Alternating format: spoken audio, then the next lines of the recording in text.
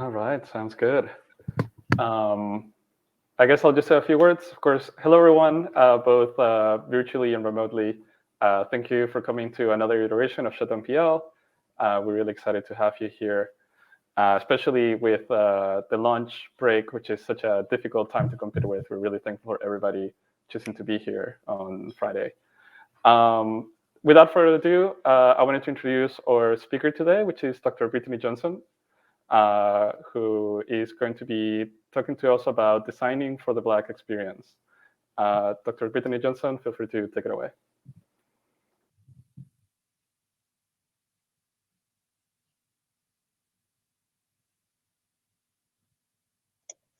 I forgot to unmute myself before I put the slides on and didn't realize that I wasn't going to be able to easily get back to do that. So apologies for that.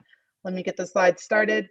So thank you so much for the introduction. I am super excited to be here today to talk to you about the work that's being done and what you can do to understand and support designing and developing for the Black experience.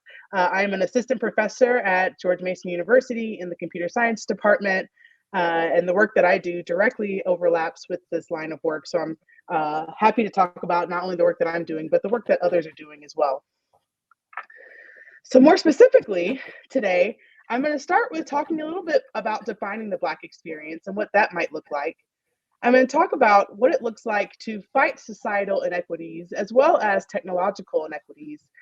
And I'm going to talk a little bit about what it looks like to go beyond purely technical solutions to societal problems.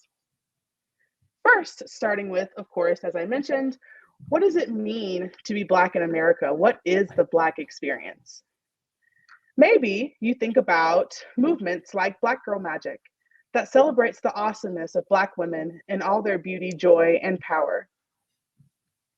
Or maybe you think about hashtags like Black Boy Joy that are used to build up Black men and celebrate the joys experienced by Black boys and men in their day-to-day lives. And by the way, these are actual images from the hashtag Black Boy Joy on Twitter. And so you could easily go on Twitter and be able to see many more images like this under that hashtag. Or maybe you think about Black Lives Matter, a movement that grew from an aspect of the Black experience that has historical roots in racism, inequities, and violence against the Black community. Well, as you may have guessed, all of these are part of the Black experience. Unfortunately, the aspects that we tend to hear the most about in the news and in the media and our day-to-day lives are around the societal inequities and injustices that we experience. For example, I'm not able to see everyone as I'm presenting right now, but I do want to practice an exercise in reflection right now. And I just want to show of hands, comments, reactions. How many of you are familiar with the Black Girl Magic movement, have heard of it, seen it, mentioned it, talked about it? And the same for the Black Boy Joy movement. How many, or hashtag, how many of you have seen it or engaged with it or used it even? And I want to reiterate, and I'm going to reiterate throughout this talk, this is a safe space. The things that I'm going to talk about are going to be real and upfront, and I would expect the same in return, of course, being respectful. But if we think about it, how many of us have heard about the Black Lives Matter movement? And I'm willing to bet that we're going to see an influx in reactions or raising hands or comments. And that's a product of not just the fact that the Black Lives Matter movement has been very visible in the news and media of late, but also because the common rhetoric or narrative around the Black community is often struggle, racism, injustice, and inequity. And we see it everywhere. We see it in the criminal justice system, we see it in healthcare, we see it in education. Unfortunately, the list goes on and on. And it's this ongoing battle for equity and justice in all aspects of the Black experience that motivates and validates movements like Black Lives Matter. Now, before I get too much into this presentation, I do want to clarify what I mean when I speak about the topics of equity and justice. So in general, to achieve justice, which means sustainable fixes, systemic fixes for what's broken that lead to long-term change, we need equity, which are solutions for addressing the systemic problems or the systemic imbalance. Now, as technologists, our gut reaction when we hear a problem that needs a solution is to build something, That's what we know, that's what we're good at, that's what we do. And so that's a natural reaction. It's something that I think is an important reaction to have. But I think one issue we have to start to look at and think about is the fact that we're seeing some of the same societal issues and inequities in our technology. So, for example, take this simple Google search, man with family. And just to kind of provide some context for this, as a Black woman, a lot of my presentations that I give, I strive to find imagery that I can relate to or that reflect the fact that there's balance and diversity in computing. And so I'm often looking for Black families, Black women computing, Black men computing. So when I search man with family, I'm hoping to see some Black families in there. And as you can see from the search result, we have a few, but there's obviously a majority here of white men with their families. Now, there are some filters that we can use to try and possibly find what we're looking for. And there's a large variety of filters here, but there's a few that are racial. And so we see Indian and we see white, and then we see African, which is a subculture of the Black community. But what you can imagine when you enter African man with family, you get very specific search results that may or may not reflect Black man in America with family. And so you see the same thing when we search woman with family. Now, we see a little more representation here and a little more diversity in the families, but we still see majority white families, and we still see the same types of racial filters, except in this case, we see Nigerian, which is even more specific than African. So as you can imagine, would return even more specific search results, right? Which may or may not be what I'm looking for in my search. Now, if I type Black man with family, obviously at that point, I'll start to see results that I'm looking for. So this begs one question, which is, one, why did I have to type Black man with family to find these results, right? So that's one. And two, if we have this collection of Black men with their families, why wasn't Black one of the filters that came up, or something that was more representative of these types of search results, right? And now this is a really simple example. And honestly, this is a real-time example. I did this as I was preparing my slides. But this type of inequity could be relatively simple to address. But honestly, the problems just get bigger from there. So if we look at the World Wide Web and on a larger scale in the Black experience there, we see that there are oftentimes differences in moderation and content removal for Black creators. We see that there are differences in amplification and support, including financial support in various spaces. And we also see that despite us trying to put ourselves out there, that we'll often find difficulty or have difficulty finding spaces of our own where we feel safe and able to be ourselves fully. Even more visibly and inequitable are the examples of technological injustices in the criminal justice system.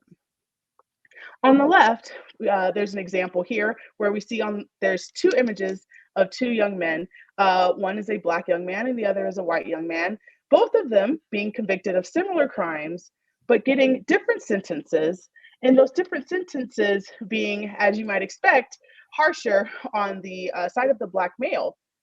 Interestingly enough, in this case, the white male had a much longer criminal history, a much more intensive criminal history than the Black male did. And on the right, we see another example, a similar example of a Black man who was incorrectly identified as a suspect in a crime based on facial recognition technologies. And of course, I think many of us probably have heard of some of the other examples of facial recognition gone wrong and being a little less accurate when it comes to brown faces. And so we start to think about the fact that looking at societal inequities, there are technological influences at play with the inequities that we're seeing, unfortunately, as well. We see similar disparities in the healthcare system, where we see differences in access, prioritization, diagnosis, and treatment of African Americans and Black members of the community. Now, these technological examples of inequity and injustice from both research and reality mirror what we see in everyday society. So as racial tensions continue and we see injustices prevail, we as a community need to start asking ourselves, or keep asking ourselves, what can the computing community do to help fight societal and technological inequity? And I'm going to talk about both of these today, but I do want to start with societal inequity. And I choose to start with this intentionally. I think that it is important to stress and reiterate that without societal equity, we will not see technological equity, right? It is foundational to the technology that we build, and I'll talk more about this as throughout the presentation today, but it's important to note that we have to start at the root and the foundation of the problem, which is in society.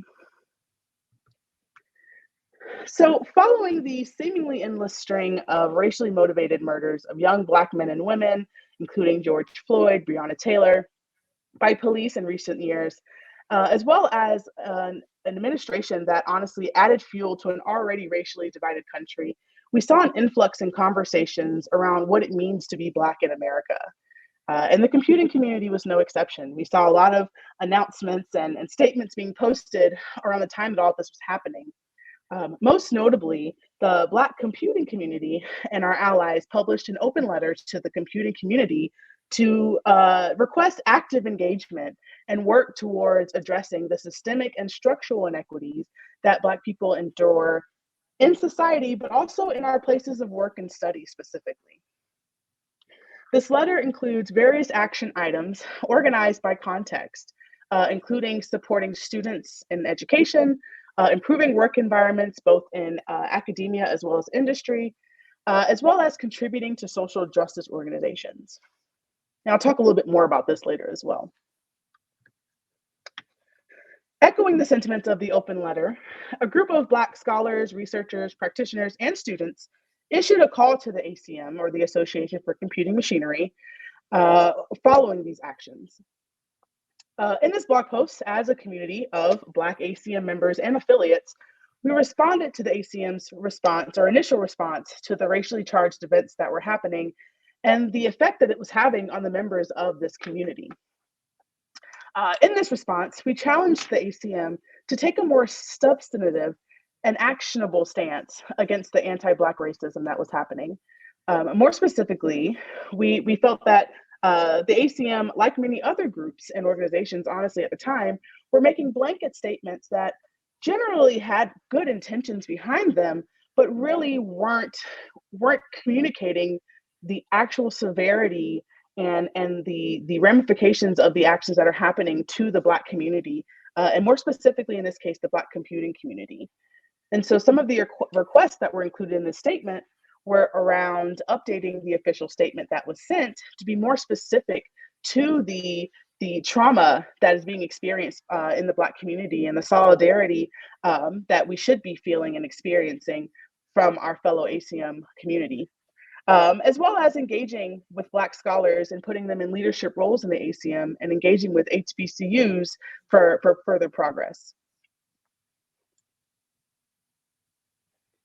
But really the central part of the message from both of these letters is that we all should be held accountable for the role we play in societal inequities, as well as the role we could be playing in the solutions. And honestly, only in doing so can we start to see systemic change, both in society and the technology that we build. So thinking about ways that we can actually do this, and really thinking specifically back to some of the points that were made in the open letter, some of the ways to think about doing this are to acknowledge the presence of your Black colleagues and their ideas, to reflect on your own privilege, and the role that may be playing in the decisions that you make or that you don't make. And then investing in Black in computing. And I'm going to talk about each of these in a little more detail next. Starting with amplifying Black voices, right? So an important part of being able to acknowledge our presence and ideas is amplifying our voices in places where we often go overlooked or unheard. Right. And so, for example, inviting Black researchers to talk about their work and not just their trauma.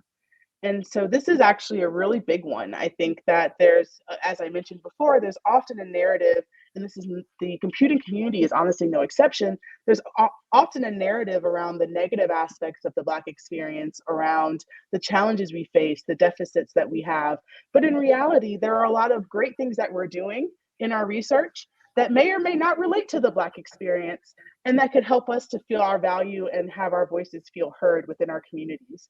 And so inviting researchers, and not just researchers that speak about this type of work, right? Because that's reinforcing the same narrative that our value is just in that we can provide information for you, right? For the community, for others. So to be able to say, I value you for your work and the contributions that you bring to the table is a really important narrative to promote within the Black community.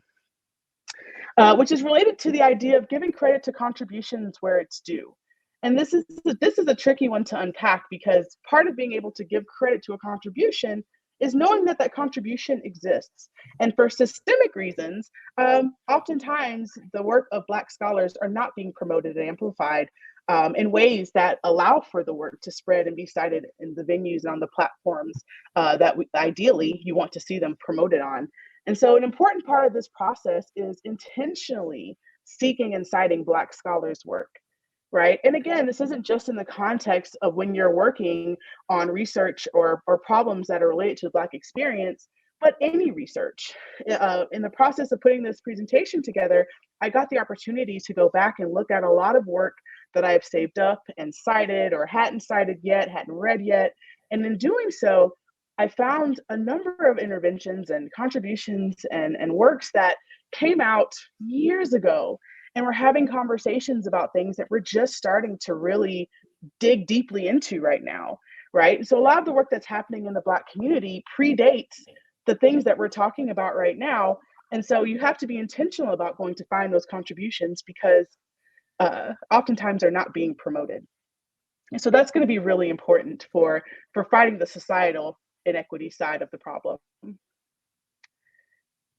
And so as we work to amplify Black voices and contributions, it is important to regularly reflect on your own privilege and how that could be affecting the things that you do, the technology that you build, right? And I am aware, and I think some of us others may be aware of the fact that to some, the idea of white privilege or privilege at all is a myth. Right? It's not real, and there are people that believe that doesn't exist, right? Or that if it does exist, it exists as a structure to continue upheaval, to continue the race wars in the U.S. But I think we should talk a little bit about the evidence that supports the idea of privilege, and what the truth is about privilege in America. And that first, it is rooted in white supremacy. In other words, white supremacy or white racial domination breathes life into white privilege. And so privilege does not exist without supremacy. That privilege exists because supremacy exists, right? Because there is this domination. And in reality, it goes beyond just Black or white. And this is something that I think doesn't get talked about very often, the fact that aside from white privilege, privilege is a thing. And that sometimes we see this privilege extended to members of the Black community, for example, that are what we might call white passing, for example, because they're lighter skinned or fairer skinned. Also, there is recent data that supports its existence. For example, in the education system and in the experiences that students have in college. And it does in fact exist in all spaces. Right? There's no like some areas where there's privilege and others where there's equality. Privilege exists in all spaces, and we should always be mindful of the role that our own privilege might be playing in the inequities that exist in our spaces. So it's always important to reflect on our privilege. And in doing that, we can become better people and produce better technology. Finally, I do want to touch on, before I get into the next part of this presentation, the investing in Black computing, which is another fantastic way of showing your support and helping to fight societal inequities. This is just a list of some of the Black computing organizations, businesses, and communities that were listed in the open letter that I mentioned earlier. This is obviously just a subset of Black computing opportunities for investment and involvement. And so I absolutely encourage taking time to look not only into these, but into other opportunities that can be used to promote and prioritize equity. So in the end, the most important takeaway is that you should always prioritize equity. That should always be at the front of our minds in anything that we do with people or with our technology. And so I encourage you to reference these action items and see some of the things that are listed there, and find ways that you can go out in society and make a difference and have impact. But along with these action items, I think something we can all do and should think about doing is practicing being reflexive by grounding ourselves in the injustices and inequities that we see and that exist, and start to rethink the status quo in ways that can be meaningful and make sustainable change. We should also, of course, be open to change, both in the real world and the tech we build, because then only in changing will we see, again, change.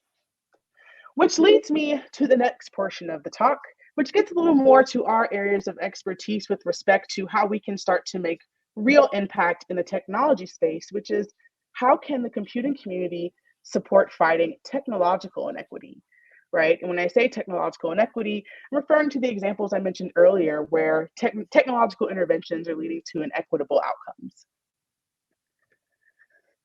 So in a recent article, or a recent discussion that I collaborated with some fantastic researchers who happen to also be Black women in computing, we talked about what it meant to us to design and develop technology that supports the Black experience, and why we think that current development processes may not yet be equipped to support this, right? To really understand and be able to effectively support designing and developing for the Black experience.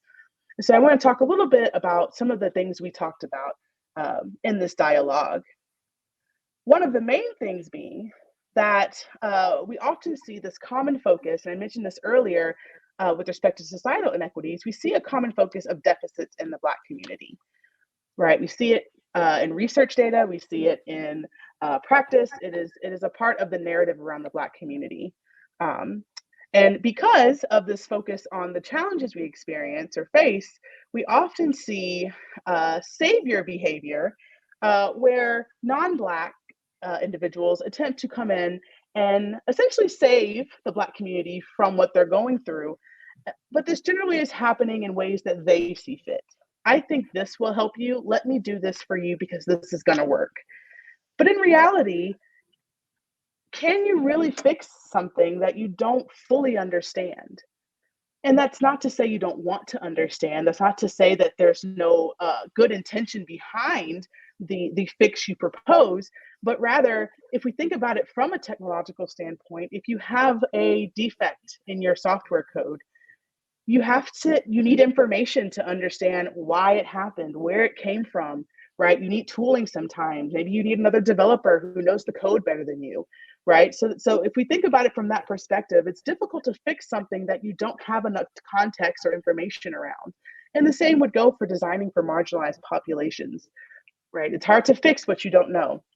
And so we argued that designing for the Black experience is much more complex than just coming in and saving us from our difficulties, but rather requires a shift from the focus on our struggles to understanding our triumphs and our joy, because they exist. We do experience triumph and joy through the struggle and through the difficulties that are part of our experience, right? And this is, again, reflected not just in hashtags like Black Boy Joy, but it's reflected in research that explores our ability to find and maintain our joy and our voice in spaces and environments where maybe it's by design meant to stifle or to belittle us, right? And so this means a need to shift from deficit-centric design to a more asset or strength-centric design, which is not unheard of. It's a new thing. It's not a new thing with respect to design. Asset-based design is an example, just one example of a way that you can shift your focus from focus from challenges to strengths. And so this is going to be an important part of shifting the narrative in the technological space from let me help you do better to let me support you in your day-to-day lives. And so when we think about what it means to recenter design, we have to think explicitly about the fact that historically design has been Anglo and Eurocentric, right? And this goes back to the conversation we had about white supremacy, and then the fact that design by nature and the way that it has come to be reinforces white as the norm, and with that reinforces institutional racism. And so we really have to start being intentional about the design that the software we design, how we design it, who we engage with when we design it, to be able to see change. So what does it mean to recenter design?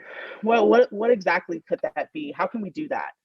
Well, one of the ways that I've mentioned a couple of times already is that we just need to be engaging marginalized voices, right? Engaging the Black community when you're designing tech that will be used by the Black community, right? For example. However, previous work that I've cited here and that I probably haven't even heard of yet, but there's a lot of work that's done in the space of supporting the Black or marginalized experiences that says that there's value in existing theory around race and race relations. So for example, there's recent work that's looked at applying critical race theory to HCI. And by doing so, offering a theoretical foundation for actually centering design on race. And this work in particular cites storytelling as an effective way of being able to amplify Black voices and perspectives, right? And then there's also other theory and frameworks that have been used and cited as being beneficial in that space. More specifically, intersectionality being a common Black feminist framework for recentering design and development and resisting racism in tech development. So there's promising ideas out there for what we can do to start to think about recentering our tech design and development for on the margins, and more specifically in this case, the Black community. But maybe you're thinking, well, what does it look like to actually develop technology that does this, right? Like, it's one thing to talk about what that might look like or how we might do that, but what does it actually look like to develop tech that supports the Black community and more specifically counters inequity and injustice? Well, lucky for us, there are researchers and practitioners that are already working in this space and provide excellent examples for this. So for example, there's an existing app called Street Peace. And the point of Street Peace is to reduce street and police violence in Black communities. One of the most important aspects of the work that they cited or that they mentioned with what they did was that they designed with and for the community. And in this situation, they actually designed with a specific subgroup in a community whose goal, of course, is to help reduce street and police violence.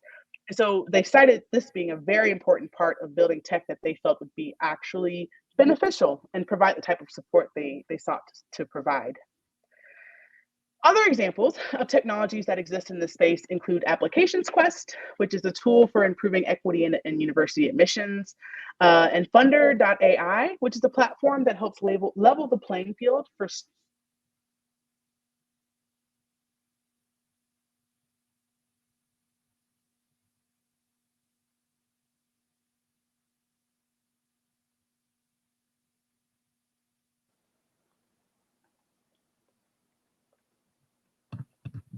expected.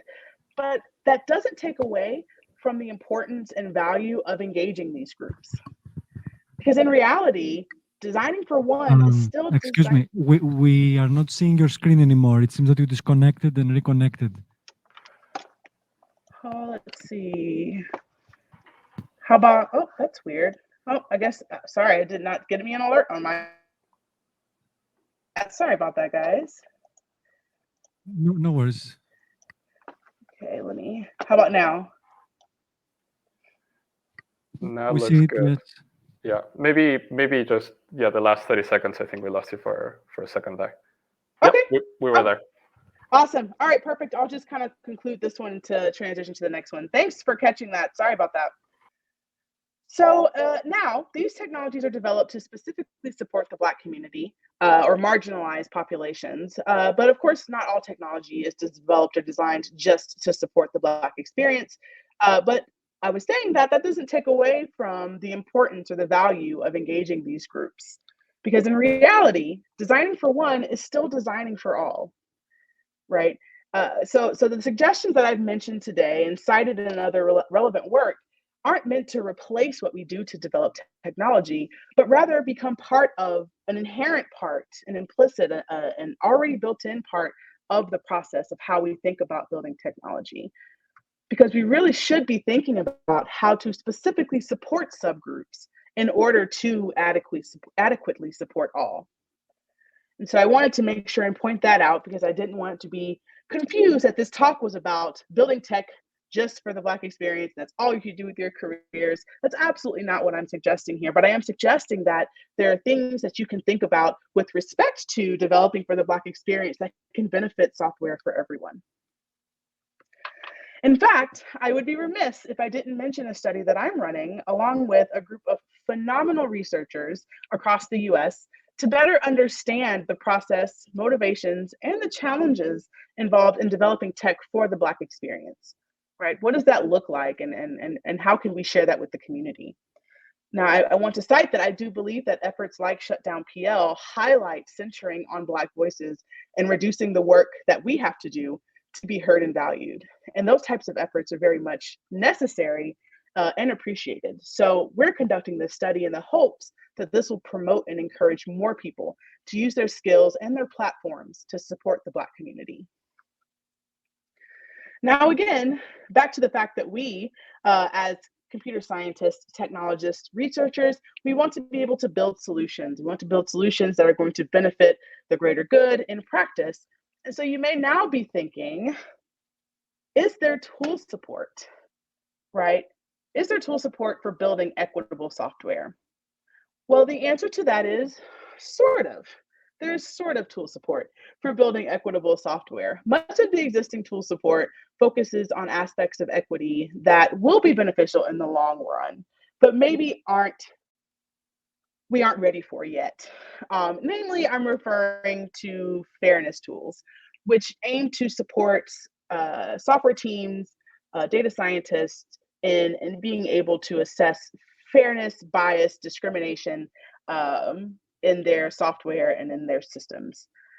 Now, I want to say this is a very large space of work. I do not believe I have the time or capacity to be able to go through all of that in this presentation.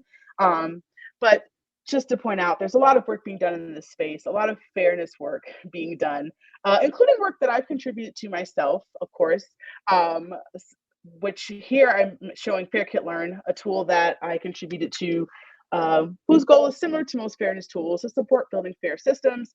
The unique thing about FairKit-Learn is that it actually allows for the evaluation and comparison of a large number of models in a interactive visual interface, where you can compare models with respect to two different quality and/or fairness metrics simultaneously.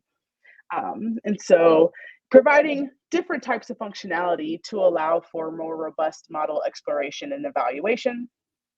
And we also see industry tools or toolkits coming out. So IBM came out with AI Fairness 360, and that's somewhat become a foundational fairness toolkit in the computing community. And then another example being Microsoft's FairLearn, which is actually quite similar to FairKit-Learn, not just because the names are similar, but also offering similar functionality. But there are some differences there, of course, and I encourage you to go learn more about these interventions, particularly FairKit-Learn, and I'm happy to answer more questions or talk more about that offline and later as well. Now, I cannot talk about fairness tools without mentioning Themis. And that is not just because it's a project that I was a part of. Themis is actually a one-of-a-kind fairness tool in that it conducts causal software fairness testing at the software level. So most fairness interventions are used on machine learning models, data-centric processes, data sets, whereas Themis can be used on any software at the software level to assess bias with respect to inputs to that software. And I say inputs because any input can discriminate or software can discriminate with respect to any input. And Themis allows you to answer questions about this regarding how much your software discriminates with respect to inputs, as well as whether your software discriminates above a certain threshold and against what. And so in this case, it really puts the control in the developer, the software team's hands to decide, okay, what do we want or not want our software to use in the decision-making process? And Themis provides information to help inform whether the ones you care about are actually informing the decision-making process or not. Now, tools like Themis provide a foundation for working towards software equity, but this leads to what I think is an important question, which is fairness the same thing as equity? Can we say if a piece of software or technology is fair, that it is indeed equitable? And I think based on my understanding of related work in this space and some of the conversations, that it's a reasonable start, but we're not quite there yet. So if we think about the definition of equality, which is that each individual or group of people is given the same opportunity, then really fairness targets more so equality than it does equity. Because equity starts to recognize differences, right? Systemic differences that lead to injustice, which we talked about earlier, right? To be able to achieve equal outcomes. So equality is actually the outcome of equity. And so we need that process to ensure equality that can then lead to justice, which is our long-term sustainable change for the better, right? So fairness gets us in the right direction. And when I say, and as I mentioned before, I think it's going to be even more beneficial in the long term when we have these processes in place to be able to use fairness interventions to evaluate aspects of equity as we're shipping software. So we're in the right direction, but I think that we should start to think about how we can go beyond tooling, and more specific in this case, fairness tools, to really think about, again, how to create long-term systemic change. And I really liked this quote. I thought it said some really relevant things, but I'll focus on a couple of pieces here, which is that tools often redefine a problem, right? And the notion that these tools that we use are built out of social structure, the data sets that we're using, right? Like there's deeper problems happening and at play that just using a tool will eventually not be useful, and maybe even now not be as useful as we'd like for it to be. And kind of this notion of not knowing until you do. And so I think that one kind of common thread, or at least most of the research that I've spoken about in this presentation, emphasizes the importance of social science, right, and the ability to develop equitable technology. And so I think specifically two common theories that I noticed in the works that I've looked at are intersectionality, which is rooted in Black feminist theory around overlapping social identities, right? Because as a Black woman, you have the race aspect as well as gender. And then the idea of reflexivity, which involves critical self-reflection. In this case, your positionality with inequity and injustice. Now, many of the technological inequities that we talked about in the beginning of this talk, as well as that we see in research and practice, are happening in data-driven software systems that are using real-world data, which obviously, you know, as we would expect, are going to have some of these societal issues and inequities inside of them. And so the quantitative intersectional data framework, or Quinta, posits that we can use these theories, specifically intersectionality and reflexivity, to recenter our development processes, specifically our data-centric development processes, on the margins, and being able to be reflexive and centering ourselves in the inequities and the context that the software, the data that we're using will be used in. And now Quinta, as implied from my description, was developed for data science. But I think it could be beneficial beyond data science, not just the idea of it, but the theory that it's using to propose improvements to the process. But in fact, one open problem, and I think area for exploration, is what it looks like to translate relevant theory like these into tooling and practices that we can integrate into real-world development processes. And so given the potential usefulness of Quinta in practice, my lab has begun development of a prototype tool called Quintessence, which is a workflow support tool that attempts to operationalize Quinta in a way such that data-centric processes can be provided with analytics as well as critical reflection around the tech they're trying to build, the data sets they're using, and the modeling algorithms that they are choosing in order to ideally propagate more equitable and intentional outcomes around supporting the Black community and other marginalized populations as well. And so with that, I just want to get towards the end here and kind of recap. So today I spoke about the complexity of the Black experience. I spoke about using your voice and your privilege to amplify Black voices and how you can use your skills to fight injustice. And I also talked about what it looks like to support the fight from all sides, societal, technological, and beyond. So the question that I leave you all with today is, what will you do to support societal and technological equity? And I would like to also use my platform to amplify the amazing researchers that are already doing work in this space, and encourage you not only to look into and to cite their work in your research and practice, but to also be willing to reach out and promote their work in our communities, because a lot of the work they're doing is very relevant to the problems that we care about as well.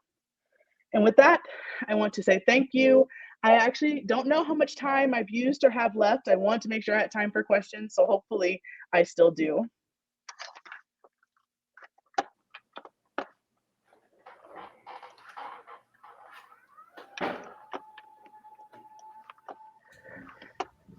Absolutely. Thanks, fantastic. everyone. Yeah. Let's see. I queued up a question. I'm not sure how we're managing the questions this time around. Yeah. Yeah, I figured. Also, by the way, thank you, of course, very much for the talk. I figured folks who are attending remotely, we have the questions tab, of course, next to the chat, so feel free to submit your questions there. And I'm hoping the student volunteers in person can help us signal whenever there's a question in the room. Nikki, you want to start us off? Yeah, so I went ahead and asked, could asset-based design potentially help our courses and classrooms become more equitable? That is a fantastic question. And although I can't say that I've seen anything specifically around that kind of overlap, in my mind, intuitively, I absolutely believe that it could be beneficial, right? Shifting our mindset when we're teaching from what's challenging for you to what works for you. And what are you able to do to retain and understand material, and then be able to use that in how you present material and how you put your courses together. I absolutely think that could be beneficial if there's not already work being done in that already. Fantastic question. Yeah. All right. And then next up from Antal Spector-Zabuski. Yeah, I can read it out loud. It looks like yeah, but yeah, so do you have any thoughts on how the techniques might generalize to other subfields? Yeah.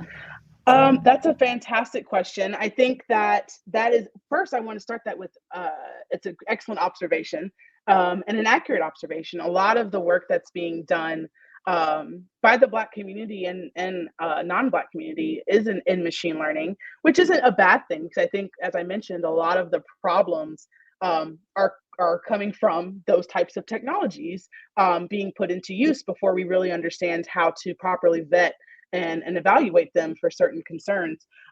So it's an accurate observation. I think that in general, the idea behind fairness, the idea behind technological inequity absolutely generalizes beyond just the machine learning domain. I think it's much less explored, particularly outside of the Black community. And I think that that's going to be an important thing for us, is to explore these questions and to see, do they generalize to other fields? And if not, what do we need to be doing different to make the same or to improve impact on our end as well? But excellent observation and fantastic question. Thank you. I wanted to check in if there are any questions in the room before going in with the remote tab. Yeah, so this is Alan Jeffrey from Roblox, and the team that I'm on is the programming languages team. This is a programming languages conference, so that's not exactly a surprise.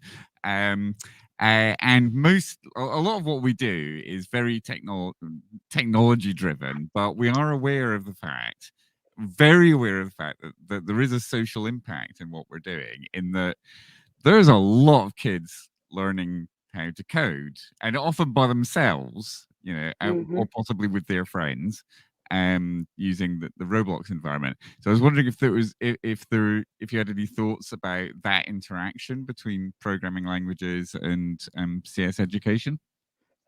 Absolutely. So I think that a lot of the more technological kind of interventions definitely fall less on the programming languages community, only because of how low level a lot of the work that happens is. Although the integration and collaboration between PL and SE, I think, bring kind of the narrative around where the collaboration can happen, particularly on the societal side, where in education we start to think about, for example, one of the works that I'm hoping to push forward looks at some of the triggers that we see in education, particularly from the Black community, around language that's used, around paradigms that are propagated. For example, master slave is still used on open source repositories and things like that.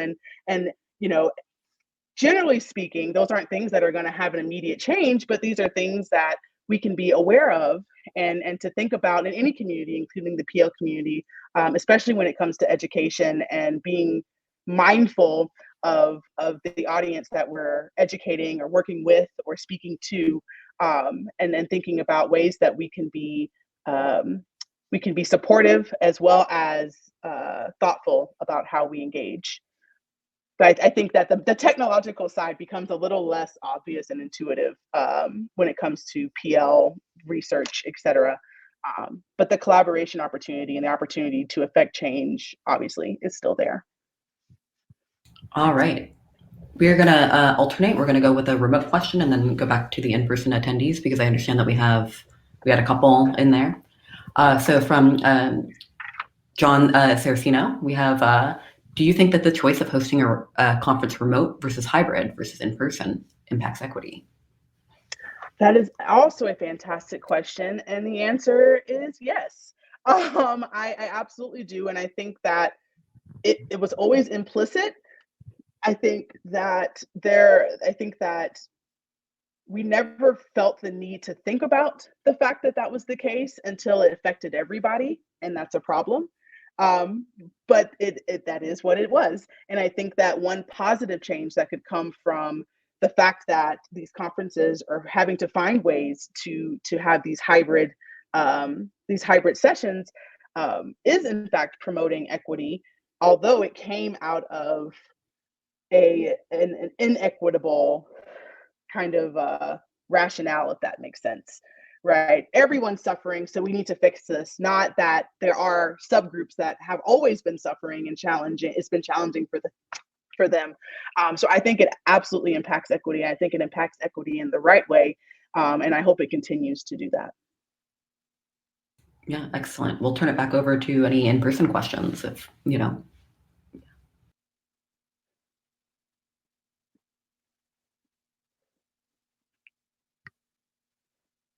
And I want to point out also that I'm happy to have offline conversations. My inbox is a mess, but I am always happy to respond to emails as soon as I'm able to get to them.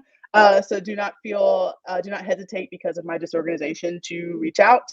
I eventually do respond, and I'm always happy to talk about research, especially in this space.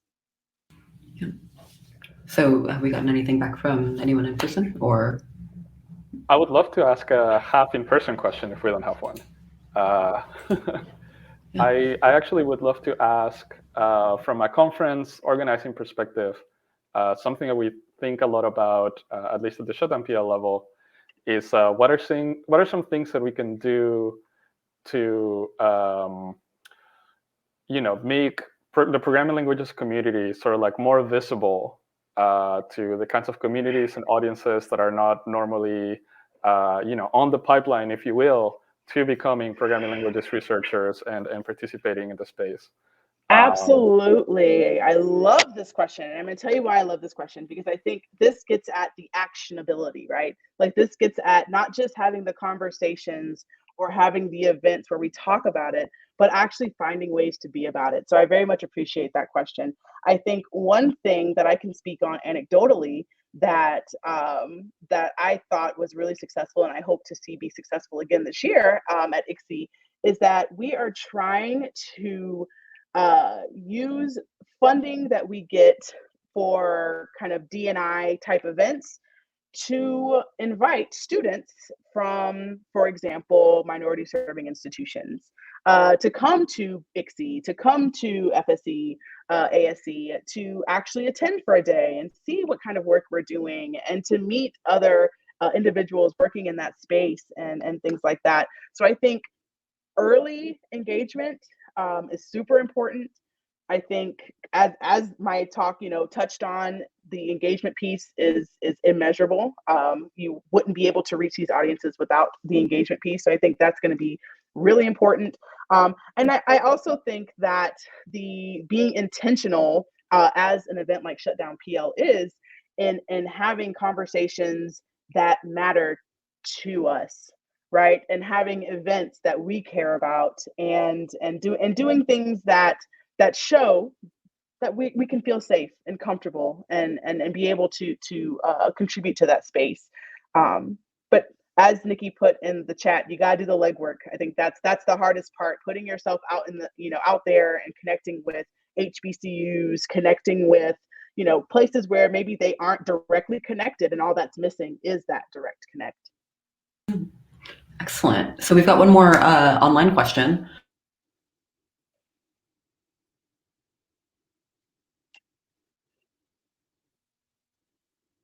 Is present on the YouTube stream. Justin asks, a lot of people from POPL are working on topics that are relatively abstracted from the day-to-day software engineering. How do you see the topics that you discussed today playing a role in the research process for those more theoretical projects? Interesting. So I think that, again, this goes back to the question before around kind of, the technological pieces being a little different in this community than they would be in, for example, the software engineering community. And I think that the mindset and the way to think about building technology, again, still brings up kind of the thought of, if I'm, for example, on a software team or working in a lab where there are collaborations happening between different cultures, different race groups, etc. I think that the types of topics that I talked today can be beneficial for, one, working on those types of teams and making sure that, again, in your day-to-day lives, you are living the experience that you want to see in your tech, right? Even if that means that the things that you're doing in your tech don't directly touch or interface with that other side. I think by living it, we can start to see it reflect in our tech and in the teams that we build to develop the tech, and the collaborative network that we build. So I think that a lot of the topics in the societal side are much more beneficial when you're thinking about your day-to-day work, versus the technological side. You can think about collaborations and working with people that do touch that side and being that voice that says, hey, we should think about this, or hey, I know I'm just the PL guy, but this is a really important thing that we should be looking at, and here's what we can look at for that. Yeah. Well, I also, being familiar with some of your work doing HCI, with program analysis, that's like, an interesting thing where, you don't think about the it's rare that we think about accessibility for program analysis tools. Easy example, right? And right. Yeah. Anyways, so we have to start transitioning out. Yes. Yeah. Our time is about up here. Thank you so much for coming to speak today, Brittany. No, thank you guys. I'm just I think this is fantastic. I want to reiterate that again. I would love to see more events like this. I was honored to give a talk. I was honored to be able to use my platform to talk about something so meaningful to me and my experience. And so thank you guys for having such an event, and thank you guys for inviting me and allowing me to do that. Yeah, so happy to have you. Wonderful. All right. Well, thank you so much. Thanks, guys. Thank you to our attendees. Bye-bye. Bye.